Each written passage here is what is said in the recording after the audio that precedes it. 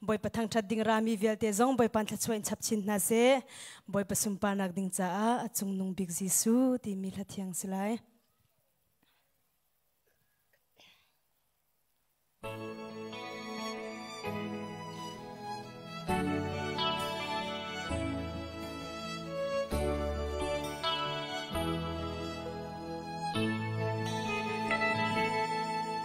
kanuna cha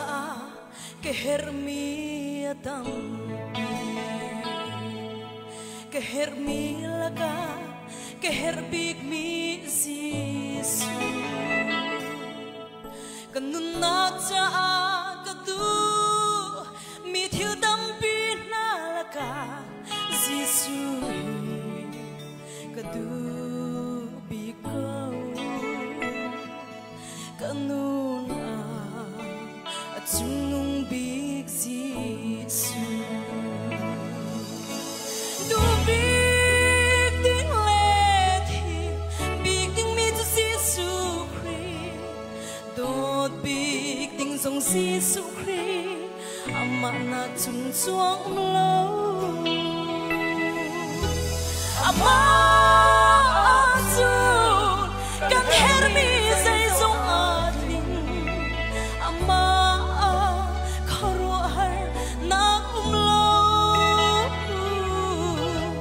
ama chunga har nang le mang jam lo kan dam na si boy song asi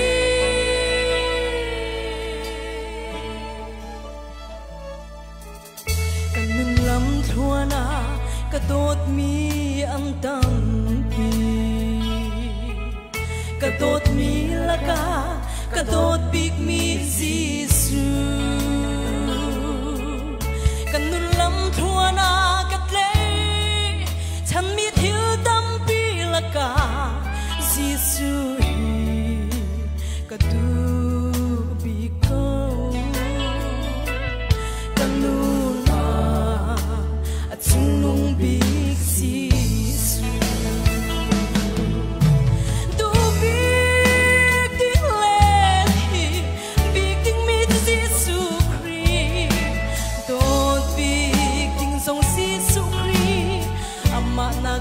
chuông lâu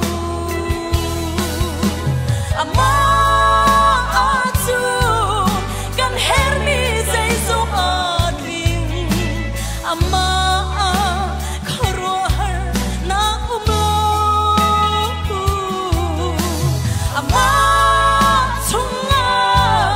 har na le mang jam lo kan dam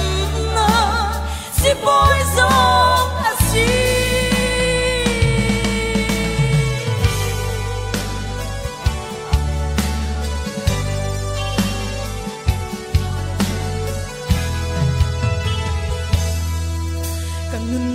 cha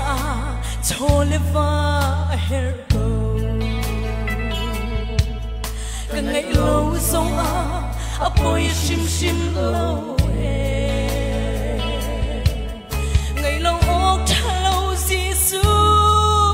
chau lo ok thalo jisu ka ngai chung ka na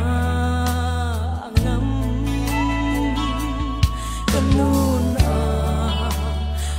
nung big jisu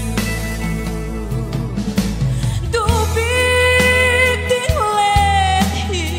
big ding mi jisu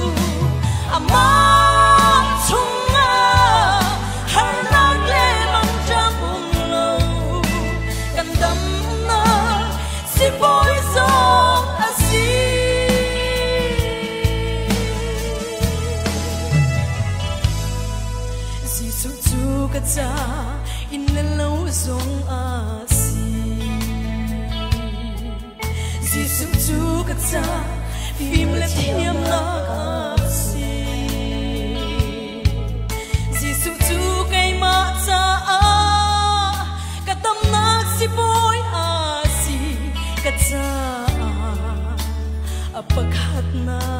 kasi kanuna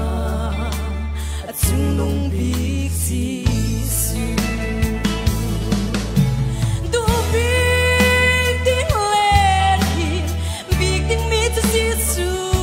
kri dot big ding song sisu kri ama na chung chuang lo ama atu kan hermi zai zo adling ama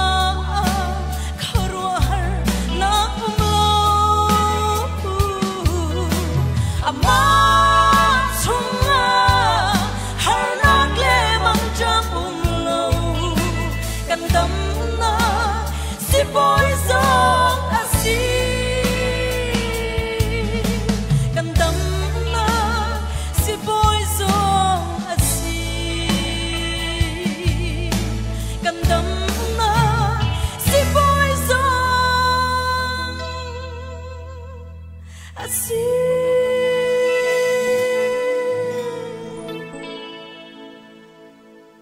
boy panis panak chau ko se kalom